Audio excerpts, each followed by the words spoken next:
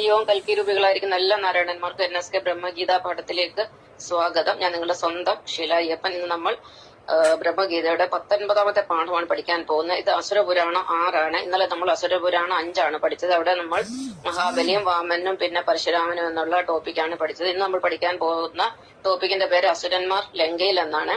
അപ്പൊ നമ്മൾ കഴിഞ്ഞ ക്ലാസ്സിൽ പഠിച്ചു ഓരോ അവതാരം വന്നതിന് ശേഷം ബ്രഹ്മപ്രളയം ഉണ്ടാവുകയും ഭൂഖണ്ഡങ്ങൾക്കൊക്കെ മാറ്റം സംഭവിക്കുന്നു.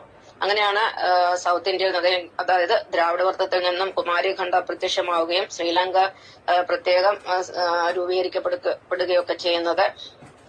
അങ്ങനെ ബ്രഹ്മപ്രളയം വന്നെന്ന് പറഞ്ഞാൽ എല്ലാ മനുഷ്യരും ഒന്നും മരിക്കുന്നില്ല. അതിൽ കുറെ ആൾക്കാർ രക്ഷപ്പെടും, കുറെ ആൾക്കാർ കേരളത്തിലോട്ട് പോയി, കുറെ ആൾക്കാർ ശ്രീലങ്കയിൽ അകപ്പെട്ടു പോയി. അത് പിന്നീട് ഒരു ശ്രീലങ്ക എന്ന് പറഞ്ഞ സ്ഥലമായിട്ട് മാറുകയാണ് ഉണ്ടായത്. ഇന്ന് ശ്രീലങ്കയിലെ ഭാഷയൊക്കെ തമിഴാണല്ലോ. അതിനുശേഷം പല ഭാഷകളും അവിടെ തന്നെ ഡെവലപ്പായി. ശ്രീലങ്കയിൽ സിംഹള ഭാഷയായി, കേരളത്തിലെ മലയാളമായി, അതായത് തമിഴുമായിട്ട് ബന്ധപ്പെട്ട് നിൽക്കുന്ന ഭാഷയാണല്ലോ മലയാളം. അപ്പൊ ഇതെല്ലാം അങ്ങനെ സംഭവിച്ചാണ്. ഇതെല്ലാം സംഭവിക്കുന്നത് സത്യയുഗത്തിലാണ്. അപ്പൊ അതിനുശേഷമാണ് ത്രേതായുഗം ഉണ്ടാവുന്നത്. ത്രേതായുഗത്തിലാണ് പരശുരാമാവതാരവും ശ്രീരാമാവതാരവും ഒക്കെ ഉണ്ടാകുന്നത്.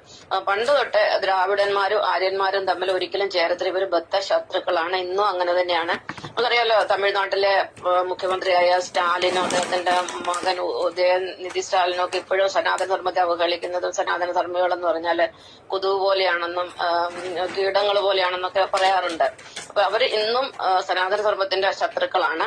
അപ്പൊ ഇവരുടെ ശത്രുത കൂടിയതേ ഉള്ളൂ.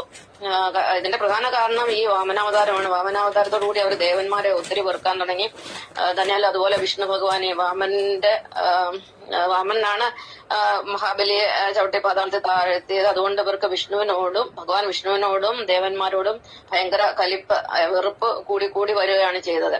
അങ്ങനെ എന്തായാലും അവര് കുറച്ച് ആളുകൾ ശ്രീലങ്കയിൽ പോയി. അവര് കുറെ രാക്ഷസ സ്വഭാവമുള്ള ആളുകളായിട്ട് മാറുകയാണ് ചെയ്തത്. അങ്ങനെ ത്രേതായുഗത്തില് വിശ്രാവ മഹർഷിയുടെയും കൈകസിയുടെയും 4 പുത്രന്മാരിൽ മൂത്തവനായിട്ടാണ് രാവണൻ ജനിക്കുന്നത്. രാവണന്റെ അനിയനാണ്, രണ്ടാമത്തെ അനിയന്റെ പേരാണ് കുംഭകർണന്, മൂന്നാമത്തെ ആള് വിഭീഷണന്, 4ാമത്തെ ആളെന്ന് പറയുന്നത് ഒരു പെണ്ണാണ് ശൂർപ്പണഖ. ഇങ്ങനെ 4 മക്കളാണ് വിശ്രാവ മഹർഷിക്കും കൈകസിക്കും ഉള്ളത്. സത്യത്തിൽ ഇവര് ബ്രാഹ്മണ വംശജരാണ്. ബ്രാഹ്മണ കുലത്തിലാണ് ഈ അസുരനായ രാവണന്റെ ജന്മം. അപ്പൊ ബ്രാഹ്മണ കുലത്തിൽ അസുരന്മാരുണ്ടാകുന്നത് സ്വാഭാവികമല്ല. നമ്മുടെ കേരളത്തിൽ തന്നെ EMS നമ്പൂതിരിപ്പാട് അദ്ദേഹം ബ്രാഹ്മണനല്ലായിരുന്നു. അദ്ദേഹം കമ്മ്യൂണിസ്റ്റ് പാർട്ടി എന്ന് പറഞ്ഞ അസുര പാർട്ടിയിലോട്ട് വന്നില്ല. പിന്നെ കമലഹാസൻ എന്ന് പറഞ്ഞ നടനെ നമുക്ക് എല്ലാവർക്കും അറിയാവുന്ന അദ്ദേഹം ഒരു ബ്രാഹ്മണനാണ്. പക്ഷെ അദ്ദേഹം ഒരു ഒന്നാന്തരം കമ്മ്യൂണിസ്റ്റ് ചിന്താഗതിയുള്ള ഇടതുപക്ഷ ചിന്താഗതിയുള്ള ആളാണ്. സനാതന ധർമ്മ വിരോധിയാണ്.